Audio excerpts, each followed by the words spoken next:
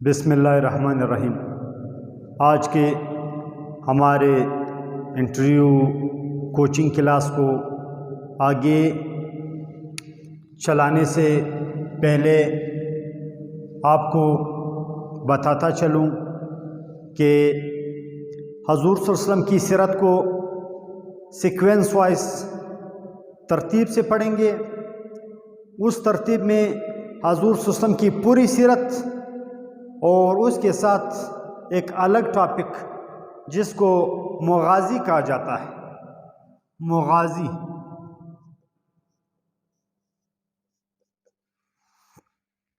حضور صلی اللہ علیہ وسلم کی زندگی میں 27 جنگیں ہوئی کفار کے ساتھ۔ حضور صلی اللہ علیہ وسلم نے کفار کے خلاف 27 غزوات میں حصہ لیا۔ ان غزوات کو ایک علیحدہ ٹرمز دیا جاتا ہے، ایک علیحدہ ٹرم ہے، ایک علیحدہ اصطلاح اس کے لیے استعمال کی جاتی ہے جس کو مغازی کہا جاتا ہے۔ تو میری یہ خواہش ہے کہ سیرت کو سیکوینس وائز پڑھیں، جس میں مغازی کو بھی اچھا خاصا وقت دیں گے تاکہ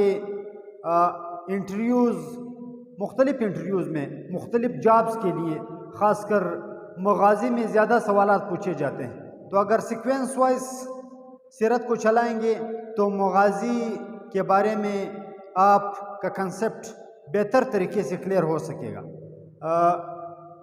یہاں پر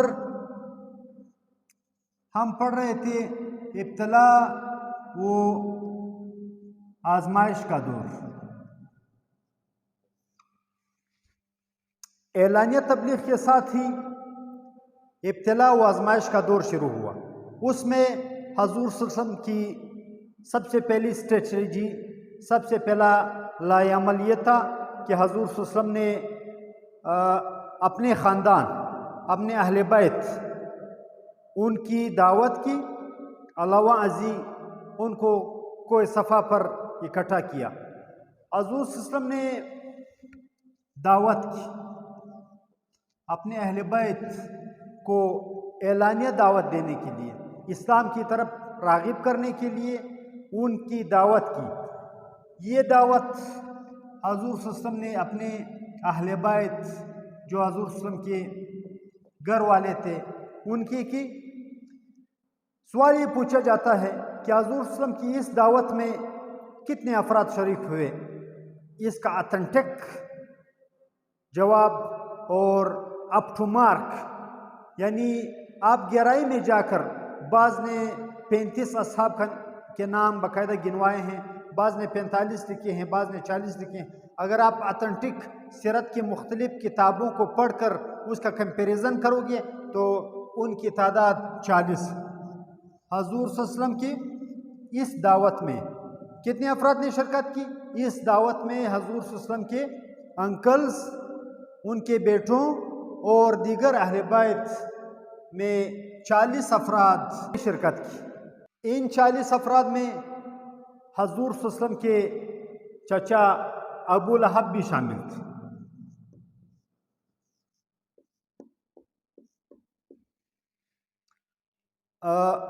جب حضور صلی اللہ علیہ وسلم نے دعوت دینے کے بعد اسلام کا ایجنڈا پیش کیا، ان کے سامنے اسلام پیش کی، تو سب سے پہلا جو ریزسٹنس آیا وہ ابو لہب کی طرف سے آیا۔ کوئی صفحہ پر بھی ریزسٹنس ابو لہب کی طرف سے آیا اور دعوت میں بھی ریزسٹنس ابو لہب کی طرف سے آیا۔ ریزسٹنس کیا تھا؟ آپ سے پوچھا جاتا ہے دعوت کے بعد ابو لہب کی طرف سے جو ریزسٹنس آیا وہ کیا تھا؟ وہ یہ تھا کہ ابو لہب نے اپنے دونوں بیٹوں کو حکم دیا کہ حضور صلی اللہ علیہ وسلم کی بیٹیوں کو طلاق دی جائے۔ اس حوالے سے سوال کے اندر سوال پوچھا جاتا ہے کہ حضور صلی اللہ علیہ وسلم کی کن 2 بیٹیوں کی منگنی ہو چکی تھی ابو لہب کے بیٹوں کے ساتھ؟ تو حضور صلی اللہ علیہ وسلم کی بیٹیاں رقیہ اور ام کلثوم۔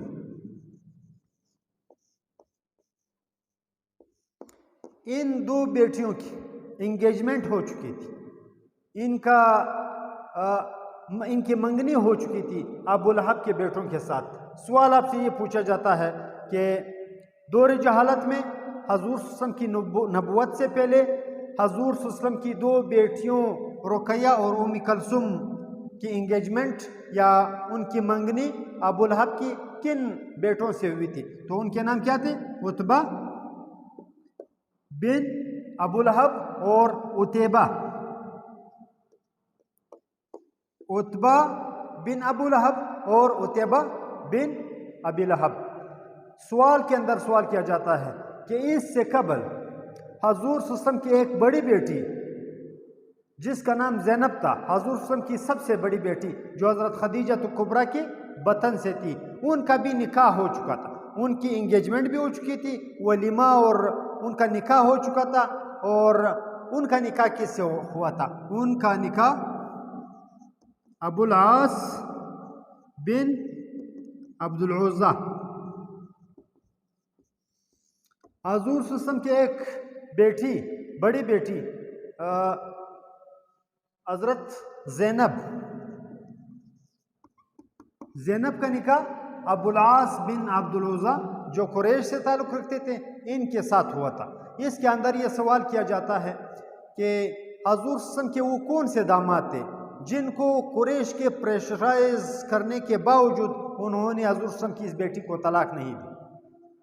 قریش نے پریشرائز کیا، قریش نے ان کو مجبور کرنا چاہا کہ حضور صلی اللہ علیہ وسلم کی دعوت کے بعد آپ ان کی اس بیٹی کو طلاق دے دیں، لیکن انہوں نے طلاق نہیں دی۔ بعد میں اس شخص نے اسلام بھی قبول کیا، حضور صلی اللہ علیہ وسلم کے اس داماد نے کافی عرصے بعد اسلام بھی قبول کیا۔ تو سوال یہ کیا جاتا ہے کہ رقیہ کا نکاح عتبہ سے ہوا تھا اور ام کلثوم کا عتیبہ سے منگنی ہو چکی تھی۔ انہوں نے حضور صلی اللہ علیہ وسلم کی دعوت کے بعد اپنے والد کے پریشرائز کرنے پر ان دونوں کو طلاق دی، اور یہ بہت بڑا نفسیاتی حربہ تھا۔ حضور صلی اللہ علیہ وسلم کو ذہنی طور پر ٹارچر کرنے کی کوشش کی، لیکن حضور صلی اللہ علیہ وسلم نے ان سب کو برداشت کیا، اور پھر اللہ کا کرنا یہ ہوا کہ ان دونوں کا نکاح، یہ بھی سوال کے اندر سوال کیا جاتا ہے کہ رقیہ اور ام کلثوم کا نکاح عتبہ اور عتیبہ کے بعد پھر کن سے ہوا؟ یہ کے بعد دیگرے پھر ان دونوں بیٹیوں کا نکاح حضرت عثمان بن عفان، جن کو آپ تیسرا عالم اسلام کا تیسرا خلیفہ راشد جانتے ہو، عثمان بن عفان سے ہوا۔ ان دو کی نسبت سے، رقیہ اور ام کلثوم کی نسبت سے، حضرت عثمان رضی اللہ تعالیٰ عنہ کو ذو نورین یعنی دو نوروں والا کہا جاتا ہے، ذو نورین۔ یکے بعد دیگرے رقیہ کا نکاح ہوا، جب رقیہ فوت ہوئی اس کے بعد ام کلثوم کا نکاح ہوا، جس کی وجہ سے حضرت عثمان رضی اللہ تعالیٰ عنہ کو ذو نورین کا لقب دیا جاتا ہے۔ اس کے علاوہ ابتلا و آزمائش، دعوت و عزیمت کہ اس دور میں حضور صلی اللہ علیہ وسلم نہایت صبر، برداشت اور اپنی جستجو کو جاری رکھا۔ اس میں حضرت حمزہ رضی اللہ تعالیٰ عنہ کا اسلام لانا یہ مسلمانوں کے لیے ایک بہت بڑا دلاسا تھا۔ یہ وہ وقت تھا جس میں حضور صلی اللہ علیہ وسلم نے دار ارقم کو اپنا ہیڈ کوارٹر بنایا تھا۔ اس ہیڈ کوارٹر میں حضور صلی اللہ علیہ وسلم اپنے ساتھیوں کے ساتھ بیٹھ کر اسلام کا پیغام عرب، نجد و حجاز اور اسپیشلی مکہ کے لوگوں کو پہنچانے کے لیے مختلف پالیسیاں بناتے، مختلف ترتیب اور مختلف کارگر طریقوں سے اس کو پروپیگیٹ کرتے، جس کے نتیجے میں مختلف سلو اینڈ اسٹڈی آہستہ آہستہ لوگ اسلام لاتے گئے۔ اس میں سب سے بڑا نام جو ہے وہ حضرت عمر رضی اللہ تعالیٰ عنہ ہے۔ ابتلا و آزمائش کے اس دور میں حضرت عمر رضی اللہ تعالیٰ عنہ کا اسلام لانا مسلمانوں کی قوت تھی، مسلمانوں کی پاور اور مسلمانوں کی طاقت و شان میں زیادتی کے باعث بنے حضرت عمر رضی اللہ عنہ. اس حوالے سے کمیشن میں کافی سوالات کیے جاتے ہیں. سب سے پہلا سوال یہ کیا جاتا ہے کہ حضرت عمر رضی اللہ تعالیٰ عنہ کے بارے میں حضور صلی اللہ علیہ وسلم کی کیا دعا تھی، اور اس میں ایک اور شخص قریش کے کون شامل تھے. اس میں حضور صلی اللہ علیہ وسلم نے 2 عمر، حضرت عمر رضی اللہ تعالیٰ عنہ اور عمر بن حشام، جس کو تاریخ اسلام میں ہم ابو جہل کے نام سے جانتے ہیں، ان 2 کے بارے میں حضور صلی اللہ علیہ وسلم یہ نہایت طاقتور سمجھے جاتے تھے دونوں عرب معاشرے میں. اس حوالے سے حضور صلی اللہ علیہ وسلم نے دعا کی، یا اللہ دونوں عمر میں سے، عمر بن حشام اور عمر بن خطاب میں سے، یا اللہ ان میں سے جو آپ کو پسند ہو اس میں کسی کے ذریعے اسلام کو قوت عطا فرما. تو وہ دعا کس کے حق میں قبول ہوئی؟ وہ دعا حضرت عمر رضی اللہ تعالیٰ عنہ بن خطاب کے حق میں قبول ہوئی. سوال آپ سے ٹیکنیکل یہ پوچھا جاتا ہے کہ حضرت عمر بن خطاب رضی اللہ تعالیٰ عنہ اور عمر بن حشام، ان کے بارے میں حضور صلی اللہ علیہ وسلم نے دعا کی کہ یا اللہ ایک سے اسلام کی شان کو عظمت عطا فرما. تو یہ دعا حضرت عمر کے حوالے سے کیوں قبول ہوئی، عمر بن حشام کے حوالے سے کیوں قبول نہیں ہوئی؟ وجہ یہ تھی، اس کا اتھینٹک جواب یہ ہے کہ عمر بن خطاب طلب والے تھے جبکہ عمر بن حشام بے طلب تھے. اللہ تعالیٰ طلب والوں کو عطا فرماتا ہے.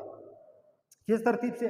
حضرت عمر بن خطاب رضی اللہ تعالیٰ عنہ بعد میں فرماتے ہیں اسلام کے بعد کہ جب میں دار ارقم کے قریب آتا، دار ارقم سے کبھی میرا گزر ہوتا تو میں کان لگا کر حضور صلی اللہ علیہ وسلم کی باتوں کو سنتا، جبکہ جب میرا دوست، میرا ساتھی عمر بن حشام میرے ساتھ ہوتا، جب ہم دار ارقم سے گزرتے تو وہ اپنے کانوں میں انگلیاں ٹونس لیتا تاکہ حضور صلی اللہ علیہ وسلم کی آواز میرے کانوں میں نہ آ سکے.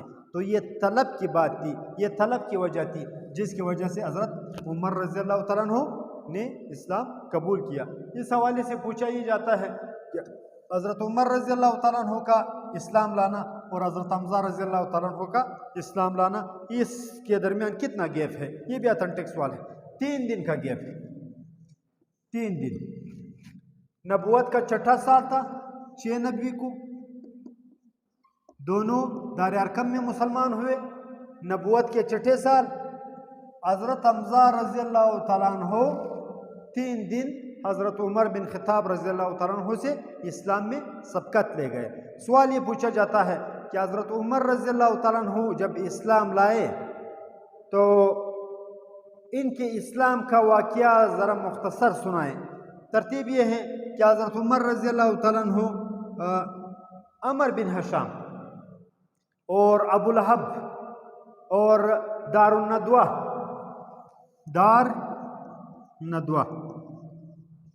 یہ قریش کا پارلیمنٹ ہاؤس تھا. قریش کی اس پارلیمنٹ ہاؤس نے ایک قرارداد پاس کی، ایک پیغام پورے نجد و حجاز میں انہوں نے پھیلایا. دار الندوہ کے جو ٹاپ ممبرز تھے ان میں عمر بن حشام اور ابو لہب شامل تھے. انہوں نے ایک قرارداد پاس کی کہ جو بھی حضور صلی اللہ علیہ وسلم کو نعوذ باللہ ختم کر دے گا، ان کے اس پروگرام کو ختم کر دے گا، حضور صلی اللہ علیہ وسلم کو قتل کر دیا جائے گا نعوذ باللہ، تو اس کو سرخ اونٹ انعام میں ملیں گے. اس انعام کے حوالے سے حضرت عمر رضی اللہ تعالیٰ عنہ اس لالچ میں حضور صلی اللہ علیہ وسلم کو شہید کرنے کی نیت سے دار ارقم کی طرف روانہ ہوئے. راستے میں ان کو ایک شخص ملے. اس شخص کے حوالے سے بھی پوچھا جاتا ہے کہ اس شخص کا نام کیا تھا جس نے حضرت عمر رضی اللہ تعالیٰ عنہ کی کھایا پلٹ دی. اس شخص کا نام نعیم بن عبداللہ تھا. نعیم بن عبداللہ. یہ شخص ملے راستے میں. حضرت عمر رضی اللہ تعالیٰ عنہ کا ارادہ جاننا چاہا تو انہوں نے اپنا ارادہ ظاہر کیا کہ حضور صلی اللہ علیہ وسلم کو نعوذ باللہ ختم کرنے کی نیت سے دار ارقم کی طرف بڑھ رہا ہوں. تو نعیم بن عبداللہ نے ان کو کہا کہ ذرا اپنے بہنوئی اور بہن کی خبر لیجیے، فاطمہ بنت خطاب اور اپنے بہنوئی کی خبر لیجیے. انہوں نے بھی اسلام قبول کر لیا. اسلام کی چنگاری اور اسلام کی نورانیت تو آپ کے گھر تک پہنچ چکی ہے، پہلے اپنے گھر کی خبر لیجیے. تو عمر رضی اللہ تعالیٰ عنہ اپنے گھر کی طرف بڑھے. جب وہاں پہنچے اس حوالے سے سوال کیا جاتا ہے کہ وہاں سے قرآن عظیم الشان کی تلاوت کی آواز آ رہی تھی، اور یہ تلاوت کی آواز حضرت خباب رضی اللہ تعالیٰ عنہ کی تھی۔